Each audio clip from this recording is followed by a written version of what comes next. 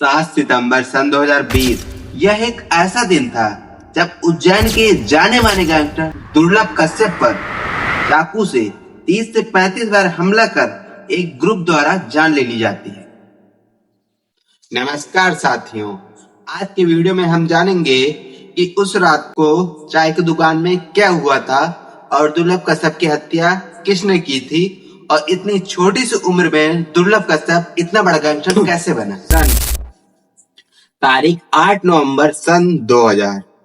यह वो दिन था जब मध्य प्रदेश के उज्जैन के एक शहर अफजलपुर में दुर्लभ कश्यप का जन्म होता है।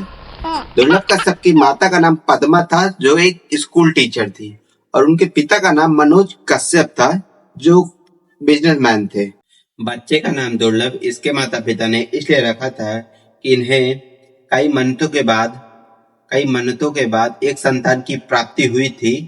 माँ को पूर्ण भरोसा था कि हमारा बेटा बड़ा होकर जरूर बड़ा काम करेगा, लेकिन इन्हें क्या पता था कि यह बड़ा काम क्राइम की दुनिया की तरफ होगा। क्लास 8th और 9th में जब कश्यप था तो 8th और 9th के बच्चों के बीच झगड़ा हुआ करता था तो उसे सॉल्व करने के लिए कश्यप उसके बीच में जाया करता था और सॉल्व किया करता था। धीरे धीरे स्कूल में उसका दबदबा बन गया और आसपास के इलाकों में भी उसका नाम काफी फेमस हो गया। जहाँ छोटी मोटी लड़ाइयाँ हो या अन्य कोई काम हो तो लोग दुर्लभ के पास आने लगे थे। लोग दुर्लभ को प्यार से कोहिनूर बुलाया करते थे, कोहिनूर। इस सब के चलते दुर्लभ जब कक्षा 10 में पहुंचा तो उसने अपनी पढ़ाई को अलविदा कर दिया।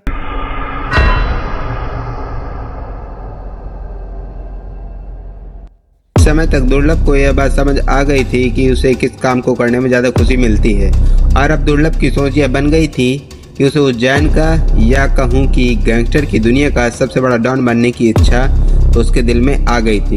खैर यह वो समय था जब एक रैली के दौरान दुर्लभ की मुलाकात ऐसे ही क्राइम करने वाले लोगों से होने लगी, जिसमें सबसे खतरनाक था हेमंत वाड़िया उर्फ बौखला।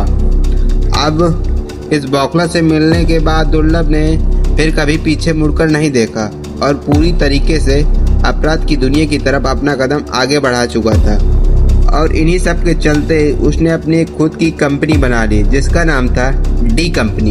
और दुर्लभ की सबसे खास बात यह थी कि दुर्लभ अपने खुद के काम धंधे की एडवाइजमेंट के लिए FB फेसबुक का इस्तेमाल करता था, जहाँ यह कुछ इस तरीके की बात अक्सर लिखा करता था कि अगर किसी को किसी तरीके का काम करवाना है तो हमसे संपर्क करे, चाहे वो किसी की जान ही क्यों न लेना हो। और फेसबुक का इस्तेमाल करके ऐसे लोगों को गैंग में शामिल करता था जो अपने इलाके के डॉन हुआ करते थे या अपने इलाके के खतरनाक गैंगस्टर हुआ करते थे। ऐसे करते करते 3000 से ज़्यादा लोग इसके संपर्क में आ गए और धीरे धीरे भारत के हर कोने से युवा इसे पसंद करने लगे। लेकिन इस पूरे गैंग की मेन कमांड जो होती थी वो हेमंत वाड़िया उर्फ बौखला के हाथ में होती थी। खैर इस गैंग में शामिल होने के लिए दुर्लभ ने एक ड्रेस कोड भी बनाया था जिसमें माथे में तिलक, आंखों में सुरमा, कंधे में गमछा, और उसने ऐसा इसलिए किया था कि जिसे पता लगाया जा सके कि ये डी कंपनी के लोग हैं। सीधी सी बात है कि ज़्यादातर लोग दुर्लभ को इन्हीं कपड़ों में पसंद करते थे। इसके बाद आते हैं स्टोरी के मेन पार्ट पर। फरवरी 2017 यह वो दिन था जब पुलिस ने पहली बार कश्यप पर मामला दर्ज किया था, जिसमें कश्यप ने एक लड़के पर चाकू से हमला किया था। हालांकि यह हल्का फुल्का ही हमला था, इसमें किसी की जान नहीं गई थी, लेकिन फिर सेकंड गिरफ्तारी जो हुई थी वो थी 12 जनवरी 2018 को। पहली बार कश्यप को किसी के हत्या के लिए उसे और उसके दोस्त राजदीप को जेल में लाया गया था, जिसमें सचिन अतुलकर ने दोनों लोगों के साथ ही इनके टीम से काफी लोगों को गिरफ्तार किया था। और इसी बीच दुर्लभ कश्यप सोशल मीडिया पर काफी ज्यादा फेमस हो गया था, क्योंकि जब पकड़े जाने के दौरान एक रिपोर्टर ने पूछा कि तुम में से कश्यप कौन है, तो हाथ उठा के बताने का यह अंदाज युवाओं के दिलों पर छा गया था जो इस तरह के कामों को किया करते थे। और इसके बाद दुर्लभ की पॉपुलैरिटी और भी ज़्यादा बढ़ गई। उस समय जब दुर्लभ को गिरफ्तार किया गया था तो उसे उज्जैन के एक जेल में रखा गया था, जहाँ सचिन अतुलकर ने कश्यप से यह भी बात कही थी, कश्यप जब तक तुम जेल में हो तो सुरक्षित हो, क्योंकि इतनी छोटी उम्र में ही तुमने इतने ज़्यादा दुश्मन पाल लिए हैं कि बाहर निकलते ही कोई भी तुमको मार देगा। और हुआ भी कुछ ऐसा ही। नाबालिग होने की वजह से कश्यप ने हाई कोर्ट में अपील की तो हाई कोर्ट ने उसे बाल सुधार केंद्र में भेज दिया। कुछ महीने वहां अकेले बिताने के बाद कश्यप काफ़ी ज़्यादा सुधर गया और जेल से बाहर आने के बाद वह खुद का बिजनेस भी शुरू करना चाहता था। लेकिन इसी बीच आ गया था सन 2020, जहां पूरे देश में लॉकडाउन की स्थिति हो गई थी। उस समय दुर्लभ ने भी बिजनेस प्लान कैंसिल कर दिया और इंदौर से दुर्लभ उज्जैन अपने माँ के यहाँ चला गया। दुर्लभ अपने माँ के यहाँ कुछ महीने रहने के बाद और लॉकडाउन का लंबा समय चलने की वजह से वो इस बात से काफ़ी ज़्यादा ऊब जाता है और कॉल करके 6 सितंबर सन 2020 अपने दोस्तों को घर पर खाने के लिए इनवाइट करता है, क्योंकि 6 सितंबर तक लॉकडाउन की स्थिति काफ़ी नॉर्मल हो चुकी थी।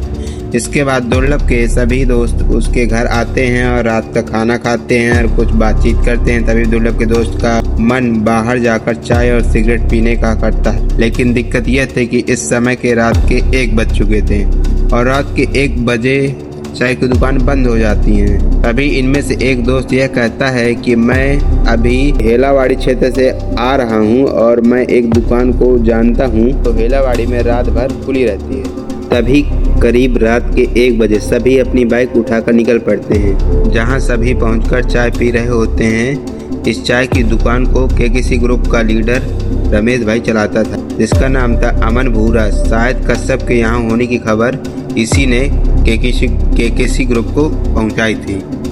जब केकेसी और डी कंपनी दोनों आमने सामने आ जाती हैं तो दोनों में भयानक बहस हो जाती है और बहस में कश्यप गुस्से में आकर शहनवाज पर गोली चला देता है, बिना कुछ सोचे समझे। हालांकि शहनवाज की किस्मत अच्छी होती है कि इसकी गोली मिस कर जाती है।